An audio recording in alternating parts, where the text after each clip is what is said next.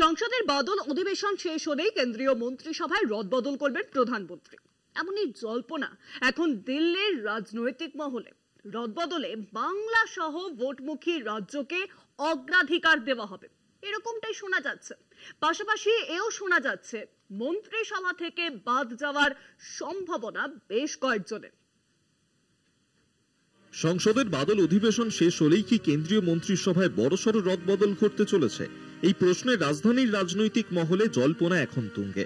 গত ৩রা অগস্ট কয়েক ঘন্টার তফাতে প্রধানমন্ত্রী নরেন্দ্র মোদী ও স্বরাষ্ট্রমন্ত্রী অমিত শাহের রাষ্ট্রপতি সাক্ষাৎ সেই জল্পনায় অন্য মাত্রা দিয়েছে।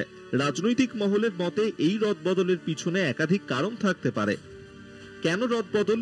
একাধিক রাজ্যে বিধানসভা নির্বাচন, ২০২৯ সালের লোকসভা ভোটের প্রস্তুতি, মন্ত্রিসভার কর্মদক্ষতা ও জনসংযোগের ভারসাম্য রক্ষা, এনডিএ শরিক দলগুলির মধ্যে সমন্বয় আরো মজবুত করা, যেসব রাজ্যে নির্বাচন আসন্ন সেই সব রাজ্য থেকে মন্ত্রিসভায় কিছু নতুন মুখ যুক্ত করা। নির্ভরযোগ্য সূত্রের খবর, প্রধানমন্ত্রীর দফতর থেকে সমস্ত কেন্দ্রীয় মন্ত্রীদের কাছে নির্দেশ এসেছে, বকেয়া প্রকল্পের ফাইলপত্রের কাজ দ্রুত শেষ করতে হবে, কোনো কাজ আর আটকে রাখা যাবে না। বলা হয়েছে, যে সমস্ত প্রকল্পের কাজ সময় পেরিয়ে গেলেও শেষ হয়নি, দ্রুত গতিতে সেই কাজ শেষ করতে হবে।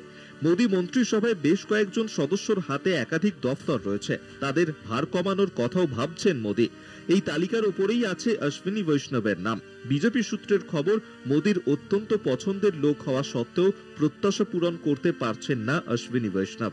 শরিক দল জেডিএস এর মন্ত্রী কুমার স্বামীকে ইস্পাত মন্ত্রক থেকে সরানোর বিষয়টি প্রায় পাকা।